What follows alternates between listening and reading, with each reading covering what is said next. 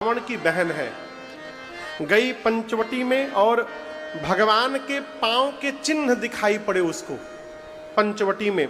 सोचने लगी जिसके पांव के चिन्ह इतने सुंदर हैं वो कितना सुंदर होगा। चिन्ह का पीछा करते करते गई, राम जी के पास पहुंची, दूर से देखा, भगवान का सौंदर्य देख करके मोहित हो गई। थी राक्षसी लेकिन नकली सुंदर चेहरा बना के राम जी के पास चली गई। बाबूजी अजा के शुरू हो गई, कहा तुम सम पुरुष नमो सम नारी, यह संजोग विधि रचा विचारी, मम अनुरूप पुरुष जग माई, देखे खोज लोक तेहु नाहि, आते अब लगी रहो कुमारी, मन माना कछु तुम ही निहारी। क्या बोली? 3 लोक 14 भुवन घूम घूम के आई हूं, न तुम्हारे इतना सुंदर कोई पुरुष मिला, न मेरी इतनी सुंदर कोई नारी मिली। हम तुम मिले नहीं है, ब्रह्मा जी ने हम तुमको मिलवाया है। क्यों मिलवाया है? ब्रह्मा जी चाहते हैं हम तुम शादी कर लें। चलो शादी कर लेते हैं, लेकिन एक बात बताना चाहती हूँ, 100% मेरे लायक तुम भी नहीं हो, but don't worry, I will adjust with you. बोली 100% तो तुम भी नहीं हो मेरे लायक, लेकिन मैं काम चला लूंगी। हाँ, तुमको देखकर मेरा मन थोड़ा सा मान गया है। भगवान सोचे जो अपने लिए घूम घूम के दुल्हा ढूंढ रही है वो कितने संस्कारी घर से आई है, अपना परिचय तो स्वयं दे रही है, ऊपर से कह रही है हमको देखकर मन थोड़ा सा माना है, यानी हमसे सुंदर मिलेगा तो छोड़ के भाग जाएगी। भगवान बोले प्रैक्टिकल करो, अभी पता लगाओ। राम जी बोले हमको का देखी हो, उधर जाओ, उधर ग्रीन रूम बना है, इधर नहीं, इधर इधर, हाँ हाँ इधर आओ, ग्रीन रूम बना है, उसी में अहै कुंवार मोर लघु भ्राता, मेरा छोटा भाई है वही कुंवारा है। अच्छा आप बताइए, लक्ष्मण जी कुंवारे थे तो राम जी झूठ बोल रहे हैं? झूठ नहीं, झूठ है लेकिन विनोद में बोल रहे हैं। विनोद में कहा गया, देखिए झूठ नहीं बोलना चाहिए, लेकिन कुछ कुछ जगह झूठ का दोष नहीं लगता। विनोद में कहा गया झूठ का पाप नहीं लगता। हंसी मजाक में यदि आपके झूठ बोलने से किसी कन्या का विवाह हो रहा है तो लड़की के विवाह में 20% झूठ चल सकता है। आप लड़के के पिता से ये बोल सकते हैं कि लड़की एकदम गऊ है, गऊ बोलती नहीं है। वो जब शादी के बाद जाएगी तब पता चलेगा। एक लड़की का पिता लड़के के पिता के पास गया शादी की बात करने, बोला हम अपनी बेटी के बारे में आपको क्या बताएं, मेरी बेटी गऊ है, गऊ। लड़के का बाप बोला क्या बोले? गऊ? एकदम सही जगह आए हैं आप, एकदम सही जगह। आपकी बेटी मेरे बेटे के लिए ही बनी है। तो लड़की का बाप पूछा, समझा नहीं। बोले आपकी बेटी गऊ, मेरा बेटा बैल है, बैल। एकदम सही जगह पाए हैं। भगवान बोले अहै कुंवार मोर लघु भ्राता, मेरा छोटा भाई कुंवारा है। क्यों बोले? सुपनखा के पति का नाम था विद्युत जिह्वा, जिसको रावण मार चुका है। पहले से शादीशुदा थी, विधवा हो गई है, लेकिन राम जी से क्या बोली? अब तक मैं कुंवारी घूम रही हूं। भगवान बोले जैसे तुम कुंवारी हो वैसे हमारा भाई वो कुंवार है, उधरे जाओ। गई तो लक्ष्मण जी दूर से पहचान गई, तो रावण की बहन है सुपनखवा। आई तो वहां भी वही पेन ड्राइव लगा दी, 3 लोग 14 भुवन घूमी हूं, कोई नहीं मिला, हम तुम मिले क्यों? ब्रह्मा जी चाहते हैं शादी कर ले। लक्ष्मण जी बोले 2 मिनट चुप हो जाओ, हमको जानती हो मैं कौन हूं? बोली उधर एक लोग बैठे कह रहे थे आप कुमार हैं। लक्ष्मण जी बोले गलत सुन लियो, हम कुमार नहीं, हम खाली मारत हैं बस। मेरे साथ शादी करोगी दासी बन जाओगी, उधर करोगी रानी बन जाओगी। बताओ क्या बनना है तुमको? बोली हमको तो रानी बनना है। बोले खड़ी क्यों हो, जाओ उधर। दौड़ कर गई राम जी के पास, बोली आप तो कह रहे थे मेरा भाई है, वो आपका दास है। राम जी बोले पढ़ाया तुम पढ़ ली? मेरा छोट भाई है, लखनऊ का पूरा डिपार्टमेंट वही संभालता है।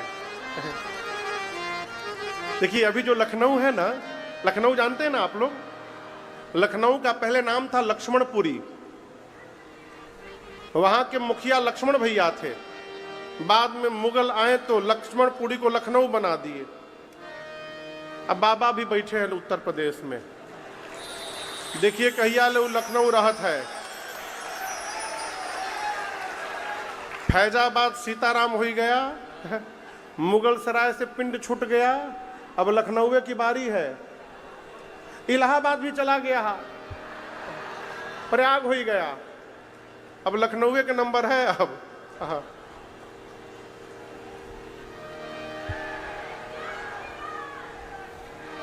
हम कुछ कहेंगे नहीं, आप लोग समझदार हैं, बाबा रहेंगे तब ना नमो बदली।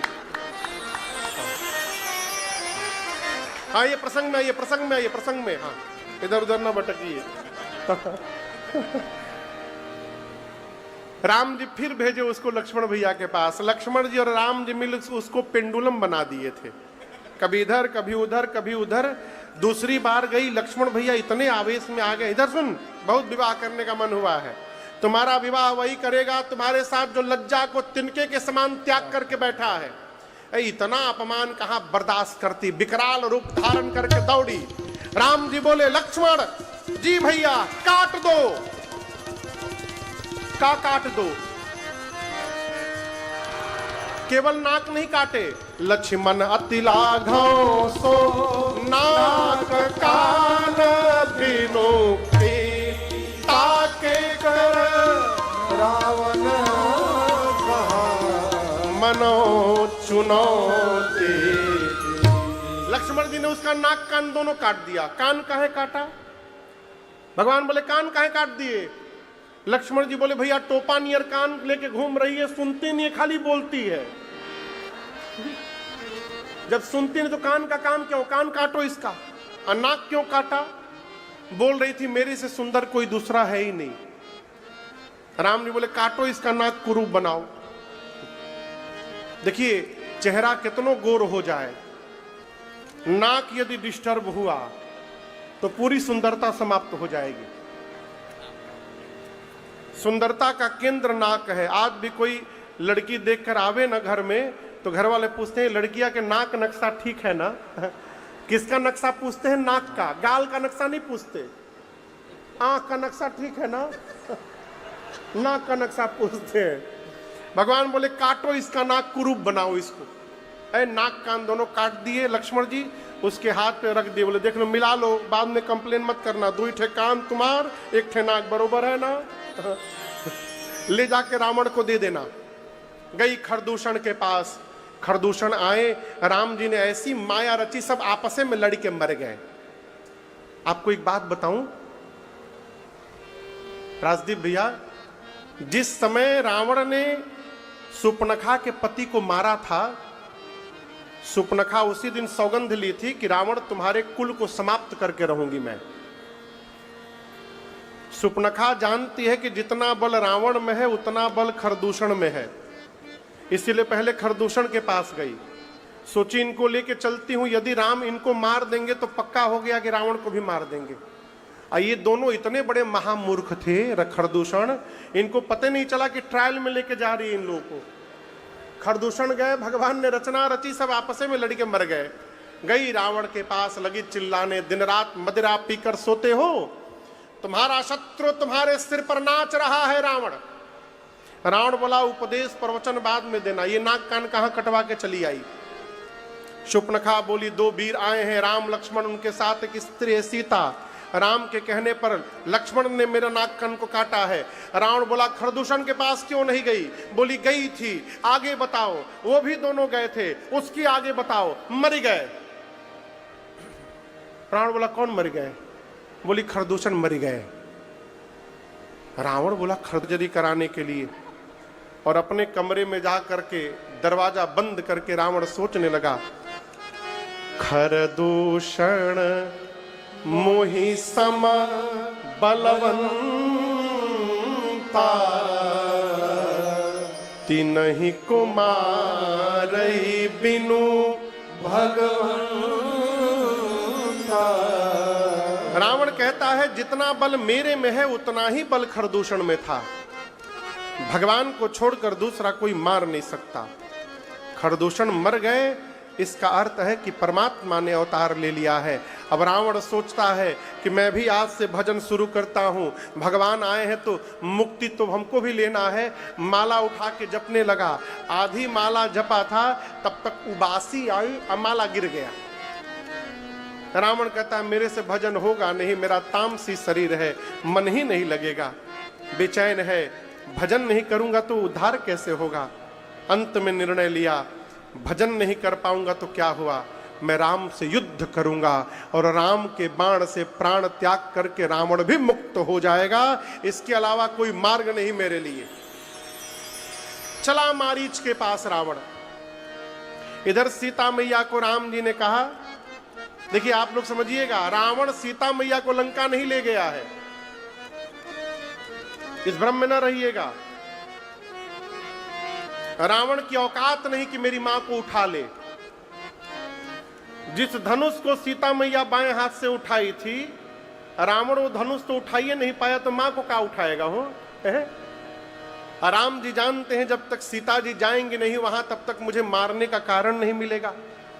तो भगवान ने सीता मैया से कहा, सीते जब तक मैं धरती से निशाचरों का अंत न कर दूं आप अग्नि में जाकर बैठ जाइए। सीता मैया उसी समय अग्नि में जाकर बैठ गईं और राम जी के पास मां ने अपना प्रतिबिंब रख दिया, फोटो, छाया प्रति। रावण जिस सीता जी को लेकर गया है वो सीता जी की छाया है, सीता मैया नहीं है।